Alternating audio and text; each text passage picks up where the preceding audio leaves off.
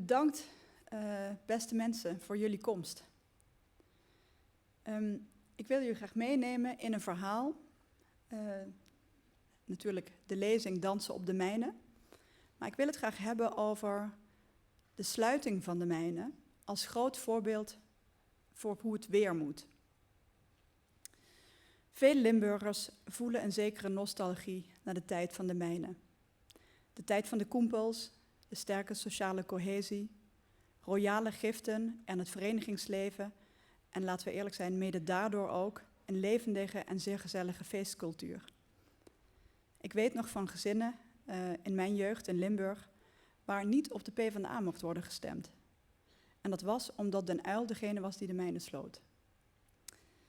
Maar de werkgelegenheid en de welvaart gingen natuurlijk ook gepaard met loodzwaar en ook gevaarlijk werk. En de verbondenheid van de koempels is voor een klein deel in ieder geval ook de angst.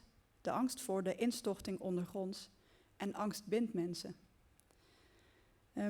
In mijn familie, eigenlijk zoals Ruud al aankondigt, is er geen mijnnostalgie. Mijn beide opa's hebben er gewerkt. Mijn Nederlandse opa was na 3 maanden alweer weg. Maar mijn vaders vader, hij kwam na de oorlog terug naar huis. En hij wilde graag met zijn broer hun onderneming als dakdekkers weer opstarten in Alsdorf, net over de grens. Maar de broer was degene met de vergunning op zijn naam en hij kwam niet meer terug. Mijn opa had daardoor eigenlijk geen andere optie dan de mijn in te gaan. En ik ken hem niet zo goed, maar ik herinner mij hem als een iets wat nochtse man die uiteindelijk langzaam gestikt is in stoflongen. Zoals heel veel andere mijnwerkers. En daar is helemaal niets nostalgisch of romantisch aan. Hij probeerde juist alles op alles te zetten om zijn kinderen te laten studeren, zodat hen een ander lot zou wachten. Mijn eigen tienerjaren waren vooral in Kerkrade en in Heerlen. Dat waren de jaren 90. En die bestond zoals eigenlijk bij alle tieners in die tijd, of eigenlijk uit alle tijd, uit school, vrienden, uitgaan, puberteit en verliefd worden. Maar de context was wel heel Zuid-Limburgs. Het was de prachtige natuur van de Rode Beek, de Brunsumer Heide en de heuvels achter Simpelveld. Maar het was ook een grauw, onveilig en door drugsproblemen overschaduwd Heerlen. Je kon in die tijd de stationstunnel eigenlijk niet uitlopen zonder in de holle ogen van heroïnejunks te kijken. En ik besefte dat toen allemaal niet, maar het was wel heel erg de context die voor een deel samenhing met het naeilen van de werkloosheid en de ontreddering na de mijnsluiting. Maar toch zijn mijn zus en ik ook heel direct kinderen uit de mijnstreek. Mijn ouders namen namelijk de protestantse kerk over van de kunstenaarsfamilie Brul. En die kerk die stond aan het eind van de Staatsmijnstraat in Terwinselen. En die kerk was gebouwd eigenlijk voor protestantse mijnwerkers uit het noorden die in de mijnen kwamen werken. Het was een prachtig houten kerkje met torentjes, een klein kleuterklasje, een piepklein theatertje en een gemeenschapsruimte. En het was voor ons een heel groot feest om daar spelend op te groeien.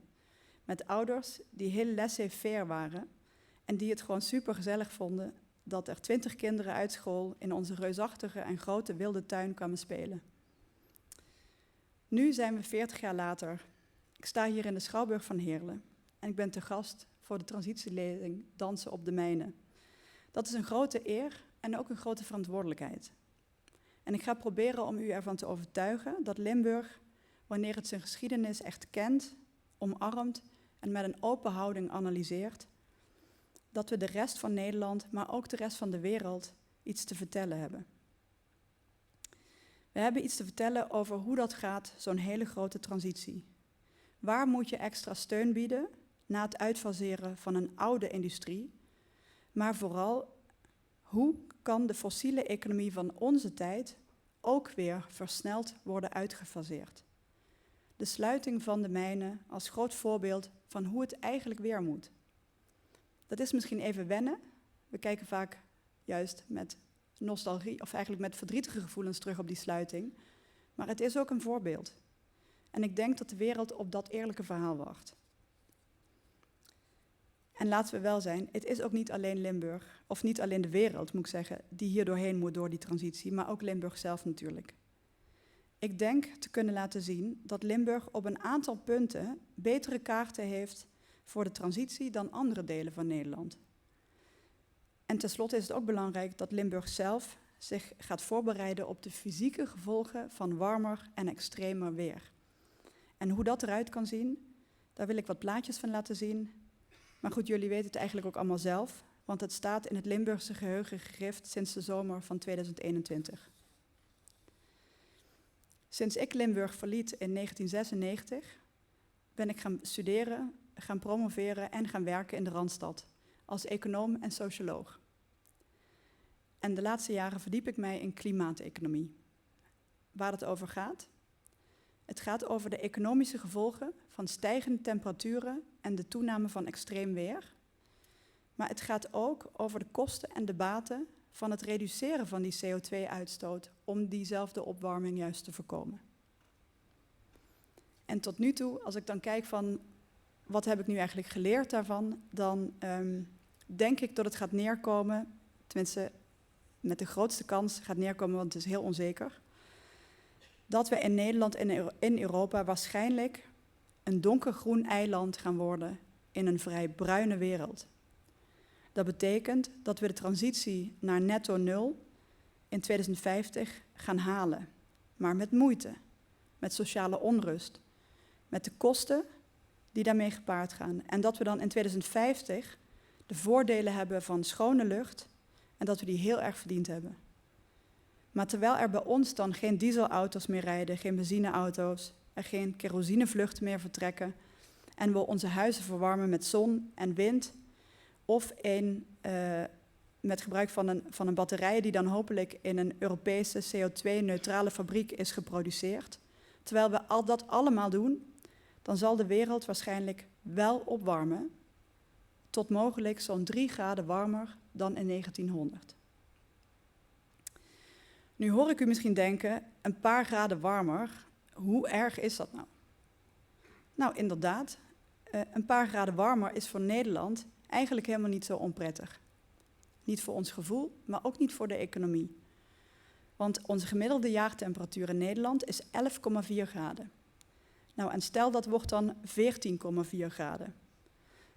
Er is veel onderzoek dat laat zien dat een economie die gemiddeld in een jaar 14, 15 graden heeft, eigenlijk optimaal is voor de economische productie. Dus dat is eigenlijk een voordeel. Maar toch zullen de gevolgen voor de wereld, maar ook voor Nederland heel erg zwaar worden. Want in Zuid-Europa bijvoorbeeld zal naar schatting 2/3 van de inwoners geen toegang meer tot drinkwater hebben als de wereld 3 graden warmer wordt. Er zullen grote hoeveelheden klimaatvluchtelingen naar het noorden bewegen uit de landen die gewoon te warm worden om er te wonen. In Nederland hebben we het dan vooral over dat we last krijgen van water, maar ook van droogte. Buien komen vaker voor en vooral worden ze veel zwaarder. Rivieren krijgen in korte tijd veel meer water te verwerken door de regen, maar ook door het smeltende sneeuw. Tegelijkertijd stijgt de zeespiegel. En geen zorgen, onze deltawerken kunnen nog heel veel meters aan zeestijging aan. Dat is het probleem niet zo. Maar de kwelderdruk, dus de druk van onderaf, zal toenemen. Want als je zo een dijk hebt en de zeespiegel stijgt, dan gaat de druk van ons laaggelegen land tot wel 6 meter onder de zeespiegel, die gaat enorm toenemen. En dat noem je kwelderdruk. Dat leidt tot natte bodems, maar vooral ook tot zoute bodems. En op zoute bodems kan gewas maar heel moeilijk groeien. De zomers worden warmer en droger. Hittegolven duren langer. De grondwaterstanden zullen dalen, maar ook meer gaan schommelen. En dat betekent dat zo'n 1 miljoen panden in Nederland, die van voor 1975 zijn en daardoor op houten palen rusten, vooral in de Randstad, die zullen vroeg of laat rotten. En dat betekent per huishouden zo'n 60.000 tot 120.000 euro herstelkosten. Of, als je dat niet doet, verzakking en scheuring. Ik kan zo nog een tijdje doorgaan, maar ik wil jullie verder geen depressie aanpraten vanavond. De klimaatverandering die ontstaat als we doorgaan op ons huidige pad, die gaat de wereldeconomie veel zwaarder beschadigen dan het bewandelen van zo'n 1,5 graden pad zou doen. De sommetjes hiervoor zijn gemaakt. En ik heb daar ook wat beelden bij. Oh.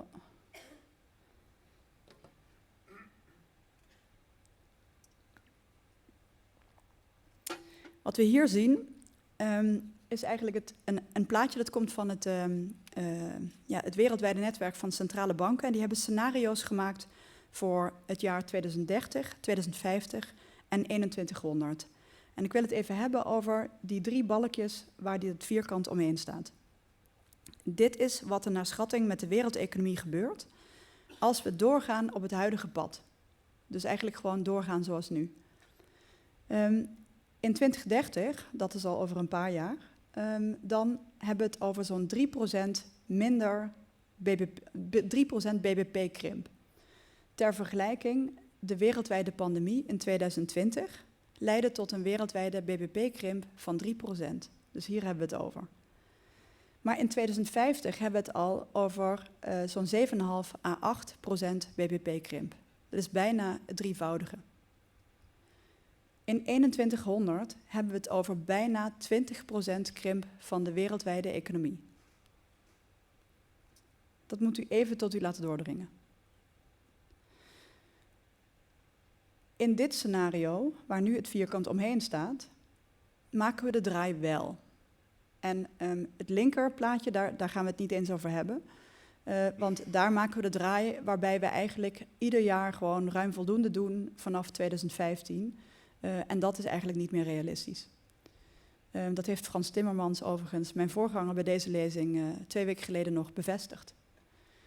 Dit, waar het nu omheen staat, is nog een realistisch scenario. Dus waarin we tot 2030 eigenlijk een beetje doormodderen. En dan tot 2050 een hele stevige draai gaan maken. Ja, en dat scenario, dat kost ons ook geld. De economie kan op het dieptepunt eigenlijk in 2050 ja, ook wel zo'n 5% krimpen. Laten we zeggen een dubbele pandemie. Maar het is natuurlijk veel minder dramatisch dan het rechterplaatje. Je zou dus denken, als je dit zo ziet, dat het helemaal niet zo moeilijk is om wereldwijd te kiezen voor het pad, dit pad, waarbij de opwarming en de economische schade beperkt blijft. Maar toch lijkt de wereld, ook na de klimaattop in Sharm el-Sheikh, liever te blijven doordenderen op het pad naar een hetere en armere planeet.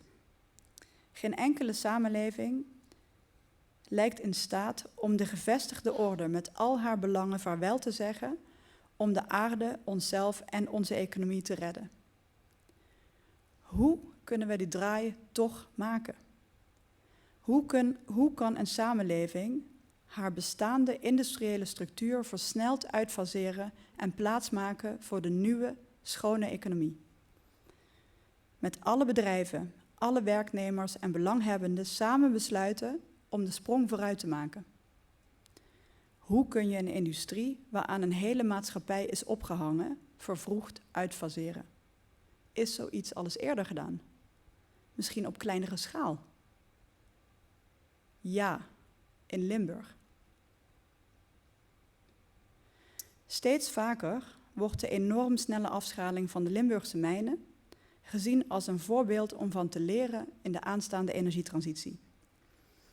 Want die energietransitie, dat is niet echt een kwestie van een soort technische omschakeling. Eerst gebruikten we olie, steenkool en gas en dan gebruiken we hernieuwbaar. Gewoon een andere brandstof en klaar is Kees. Nee, het zal meer een socio-technische transitie zijn. Wat is dat? Nou, dat is een ingewikkeld plaatje. Ik ga je ook niet heel lang bij stilstaan. Maar dit is, zoals wetenschappers die hier heel veel mee bezig zijn, een socio-technische transitie voorstellen. En ik wil het plaatje eigenlijk vooral laten zien Omdat namelijk een van de wetenschappers van Oxford University die hieraan heeft meegeschreven, dit staat in het tijdschrift Science, dat is de Tim Zwane, afkomstig uit, jawel, Ter Winselen. Sociotechnische transities zijn hele grote, rommelige transities, waarin een aantal belangrijke factoren tegelijk gebeuren. Er is een achtergrond van externe krachten, zeg maar, die in een nieuwe richting bewegen, vaak economische veranderingen. Dan is er vaak een externe schok, iets dat de gevestigde orde doet wankelen. Het kan niet meer op de oude manier. En dan zijn er een aantal, vaak politieke of netwerkfactoren, soms kleine dingen of individuen, die te midden van al die tumult de bal precies de juiste kant op doen rollen. En de sluiting van de kolenmijnen is ook in dit onderzoek een duidelijk voorbeeld van zo'n sociaal-technische transitie. De kolenmijnen in Limburg, die Nederland van energie voorzagen vanaf het begin van de 20e eeuw tot eind jaren 70, die boden zo'n 45.000 mensen werk en nog eens 30.000 mensen indirect. De staatsmijnen waren, zoals jullie natuurlijk allemaal weten, als een onlosmakelijke kluwe verbonden met de Limburgse samenleving. Via de lokale politiek, de machtige katholieke mijnwerkersbond en het sociale en culturele leven. En de analyse van die ontmanteling van die mijnen biedt echt een fascinerend beeld van de krachten in een transitie. Tip voor de volgende transitielezing, Tim Zwane.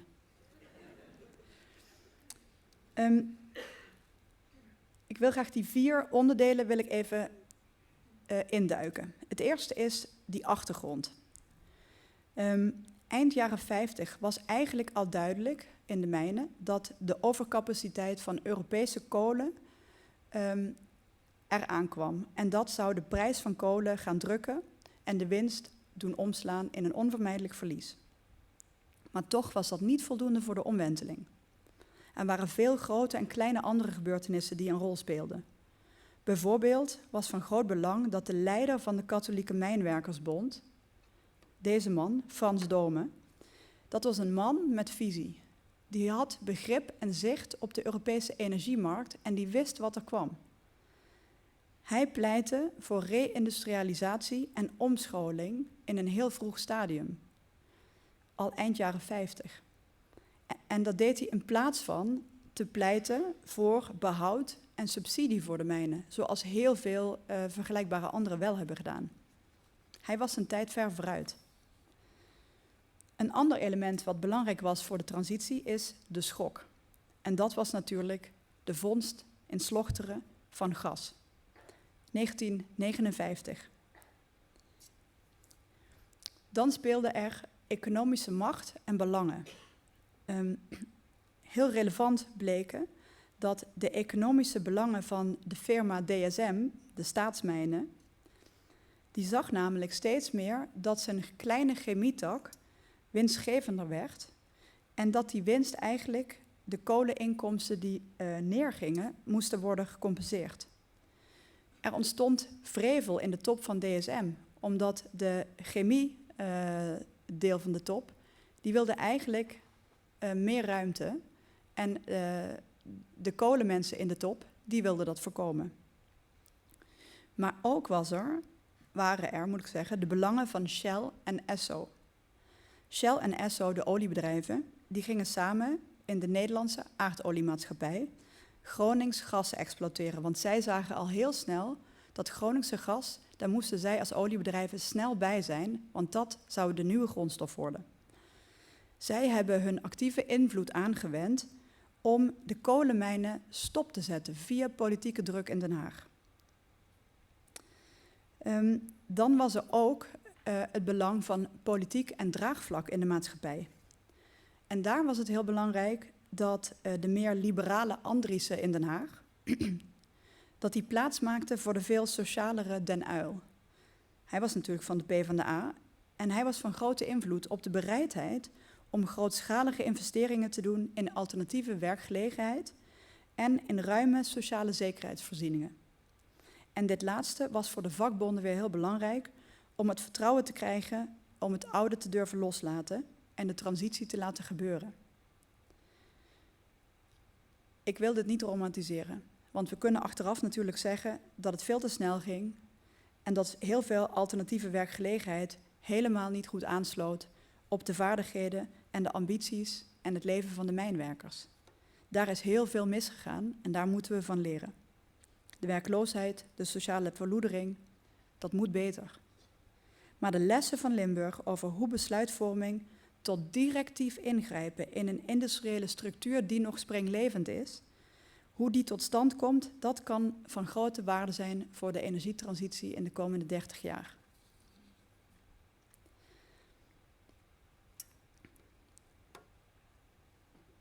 Ik moet nog een hele tijd, dus ik drink af en toe iets.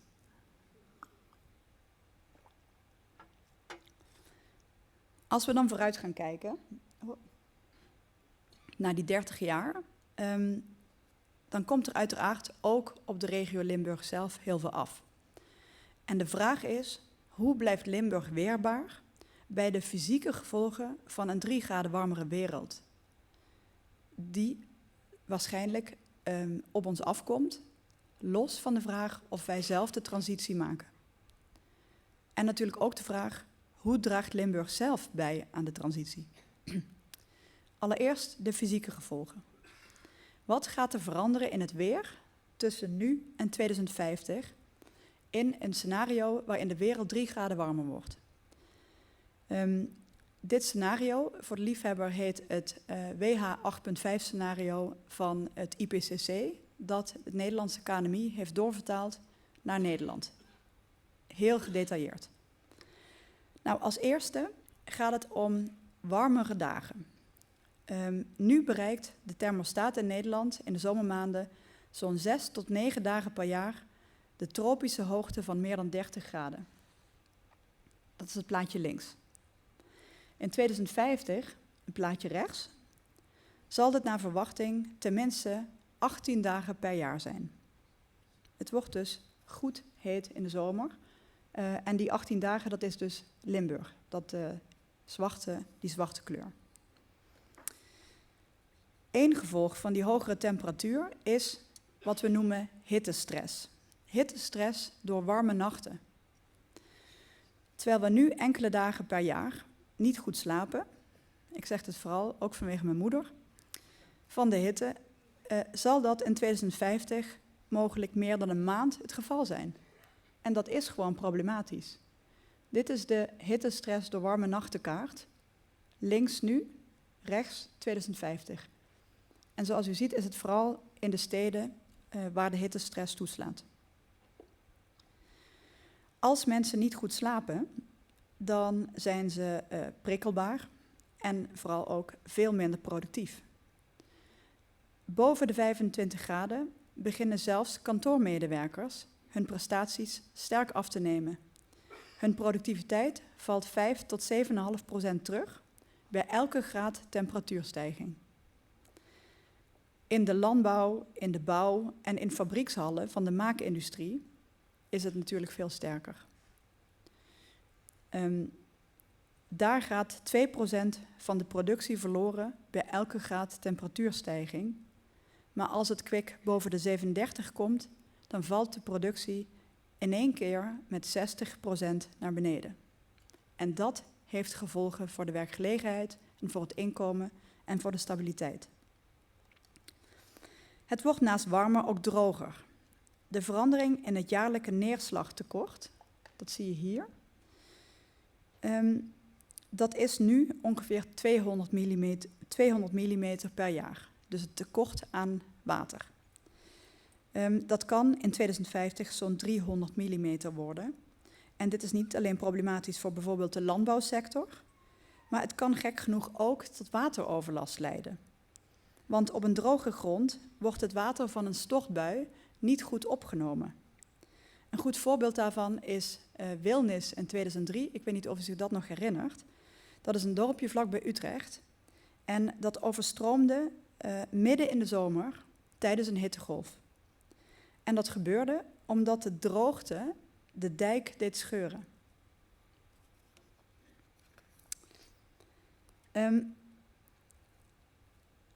En dan dit plaatje. Zoals u nog weet, van de zomer van 2021 kunnen hitte en droogte heel goed samengaan met heel veel neerslag. De toename van 800 mm neerslag nu, naar meer dan 1000 mm neerslag in 2050, ziet hier schrikbarend uit, vind ik zelf. En dat is het ook. Vooral als je inzoomt op de dagen dat er meer dan 25 mm regen valt. Dit plaatje. We gaan straks wellicht naar 5 tot 6 dagen, het rechte plaatje, met meer dan 25 mm neerslag. Ter vergelijking, tijdens de overstroming van 13 tot 15 juli 2021, 3 dagen, vielen er tussen de 27 en 60 mm regen per dag. 3 dagen lang. De hoeveelheid neerslag van de overstroming in 2021 heeft destijds ook de overstromingsdeskundigen verrast. De wat zij noemen waterbom was intenser dan wat we op dit plaatje zien, maar met 6 dagen 25 mm per dag, dat is dus 150 mm, zit je heel aardig in de buurt bij zo'n waterbom van 2021.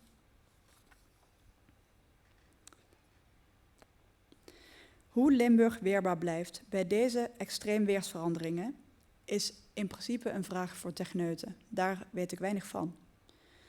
Maar de economische weerbaarheid, direct na extreem weer, is ook erg belangrijk.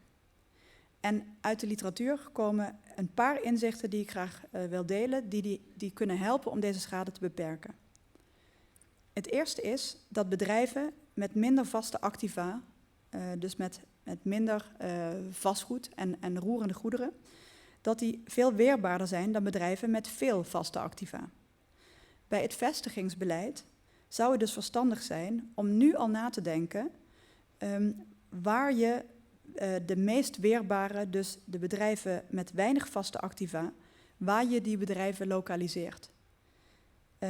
De bedrijven met vaste activa kunnen beter wegblijven uit de overstromingsgevoelige gebieden. En het mooie is, we weten al vrij gedetailleerd waar die komen te liggen in 2050, dus daar kun je nu al op sturen. Het tweede is dat ter voorkoming van arbeidsproductiviteitsverlies door die hittestress die ik liet zien, zijn groenvoorzieningen heel erg belangrijk. En daar gebeurt natuurlijk al heel erg veel van. Maar dit is heel belangrijk voor het voorkomen van hittestress, maar het helpt ook bij het absorberen van zware regenbuien. Ten derde, en dat is de laatste, in de toekomst zullen woningen en bedrijfspanden met meer overstromingsrisico of hittestress langzaamaan minder waard worden dan de woningen die problemen niet hebben. En het is dus van groot belang dat de overheden ervoor zorgen en de gemeentes ervoor zorgen dat kopers geleidelijk aan weten welke risico's ze aangaan op een bepaalde locatie als ze iets kopen. We hebben namelijk ook gezien wat er gebeurt als dat niet goed gaat. En dit voorbeeld daarvan komt uit het Verenigd Koninkrijk. Daar zien we dat kopers met een kleine portemonnee vaak eerder denken dat de waardedaling in zo'n overstromingsrisicogebied, dat zo'n duur huis wat dan goedkoper wordt, dat het een buitenkantje is. Die mensen trekken naar die risicogebieden toe. Rijkere kopers, vaak kopers met hogere opleidingen, die strekken weg uit deze overstromingsgebieden omdat zij die waardedaling aanzien voor wat het is, namelijk meer risico op grote waardedaling later. En wat er dan gebeurt, is dat bij een volgende overstroming alle lage inkomens disproportioneel hard geraakt worden, omdat zij in de floodplain, in dus het overstromingsgebied, zijn gaan wonen. Dat versterkt de ongelijkheid in een gebied en het is aan overheden om dat te voorkomen en dat op een rustige, geleidelijke manier eigenlijk in de markt te brengen. Tot zover het fysieke weer. Ik denk dat het ook, ik wil jullie ook niet helemaal de put in praten vanavond, dus dan gaan we nu naar de transitie zelf.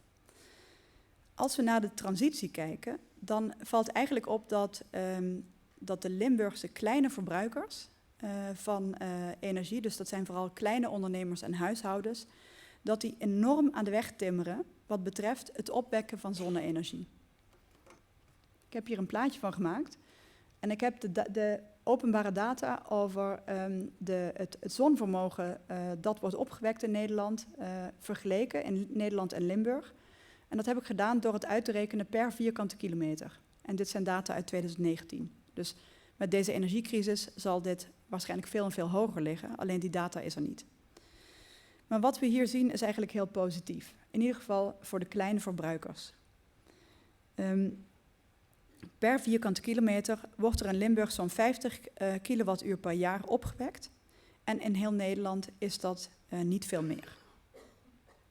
Maar de grote verbruikers, dat zijn die gele balkjes, ja, daar loopt Limburg volgens mij echt achter op de rest van Nederland. Ik weet niet waar dat door komt. Misschien leuk voor de paneldiscussie straks. Het zou bijvoorbeeld kunnen dat de chemische industrie veel ruimte inneemt geografisch en weinig mogelijkheden heeft tot elektrische opwek. Of kan het komen omdat er veel vierkante meters niet-industriële grond is. Maar dan begrijp ik eerlijk gezegd niet goed waarom de huishoudens en de kleine ondernemers het wel kunnen. En als we dan kijken naar het veruit belangrijkste obstakel om heel snel veel meer zonne-energie bijvoorbeeld uit te rollen, dan moeten we kijken naar de arbeidsmarkt voor de 50 belangrijkste beroepen voor de energietransitie. Hier komt heel veel goed nieuws voor Limburg. Want de beroepen die nodig zijn voor het installeren van zonnepanelen, windparken, maar vooral ook voor het aanleggen van het elektriciteitsnet, waar de geproduceerde energie doorheen kan, die kun je met open data, en die is voor iedereen toegankelijk, kun je die arbeidsmarkt van die beroepen volgen. En wij houden bij ABN AMRO maandelijks bij, per gemeente, per beroep, hoe die krapte eigenlijk voor die beroepen, hoe dat verloopt. En voor Limburg, dus wat je hier ziet, is eigenlijk de belangrijkste beroepen waar de meeste vacatures zijn.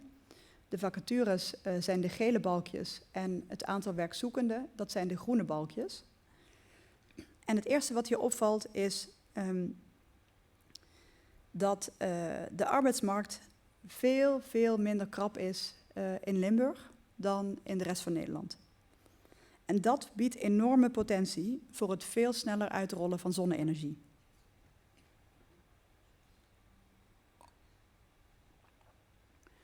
Dit zijn data overigens van september 2022, dus het is ook heel erg actueel. Monteur elektrische installaties, er zijn meer werkzoekenden dan er vacatures zijn. Onderhoudsmonteur, dakwerk en sanitair, uitvoerder grondweg- en waterbouw, extreem belangrijke beroepen voor het uitrollen van de energietransitie. Daar zijn meer werkzoekenden dan vacatures. En dit plaatje vind je nergens anders in de Randstad. Dan is er ook nog meer goed nieuws eigenlijk. Dit is namelijk eigenlijk dezelfde vacatures en het aantal werkzoekenden per gemeente in Limburg.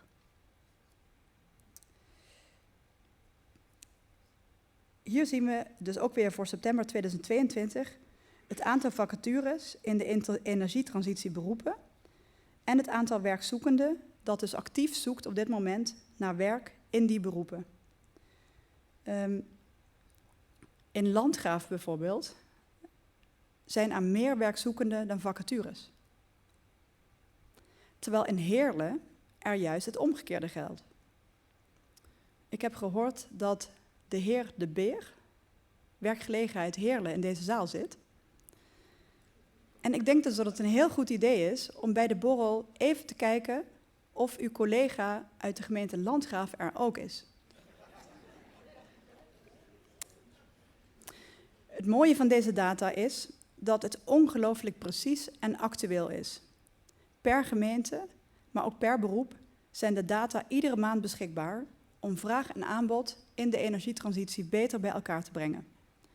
Het stelt arbeidsbemiddelaars in staat om niet alleen mensen financieel weerbaar te maken door ze aan werk te helpen, vraag en aanbod, Maar het helpt tegelijkertijd ook, juist in deze energietransitie, om eigenlijk alle mensen weerbaarder te maken voor deze en volgende winter. Omdat mensen dus sneller in staat zijn om naar een goedkope energievoorziening toe te bewegen en weg te gaan van dat hele dure gas. Want dat gas en olie ook volgende winter heel schaars zullen worden en heel duur zal zijn, daar zijn economen het eigenlijk wel over eens. Dus het is belangrijk om voor volgende winter de draai te hebben gemaakt. En op de koop toe versnellen we natuurlijk ook nog de energietransitie. Nou, zoals u ziet, komt er heel wat op ons af de komende jaren. De transitie die voor ons ligt, samen met de extreem weersuitdagingen, ook voor Limburg, zou kunnen betekenen dat we naar een periode van mindere welvaartsgroei toe bewegen. Er zijn in Nederland goede sociale voorzieningen. We zagen het aan de enorme compensatie tijdens de coronacrisis en ook nu met de energiecrisis. De overheid is er voor ons. Maar ook een overheid heeft een eigen huishoudboekje. En nu de rentestanden stijgen door de enorme inflatie, kan het gebeuren dat ook een overheid minder royaal kan steunen. En dat we meer op elkaar raken aangewezen. Misschien is Limburg daarin het meest weerbaar van alles. Want deze lokale hechte gemeenschappen zijn echt anders dan die in de Randstad. Dat heb ik zelf ervaren. Het brengt soms problemen met zich mee, van te hechte banden, en dat leidt wel tot allerlei problemen. En het leidt ook soms tot verzet tegen het benutten van allerlei economische schaalvoordelen bij gemeentelijk inkoopbeleid of tegen herindelingen. Maar tegenover al die nadelen moeten we ons goed realiseren dat er ook voordelen staan en die zijn vaak niet goed in euro's uit te drukken. En dat zijn de voordelen van hechtheid en saamhorigheid, die Limburg nog erg goed van pas gaan komen in de spannende energietransitie die voor de deur staat. En daarbij is het belangrijk dat we de sluiting van de mijnen niet als een historische mislukking blijven zien, van hoe het niet moet, maar dat we juist het zien als een les uit het verleden voor de toekomst. De sluiting van de mijnen als groot voorbeeld van hoe het weer moet. Dank u wel.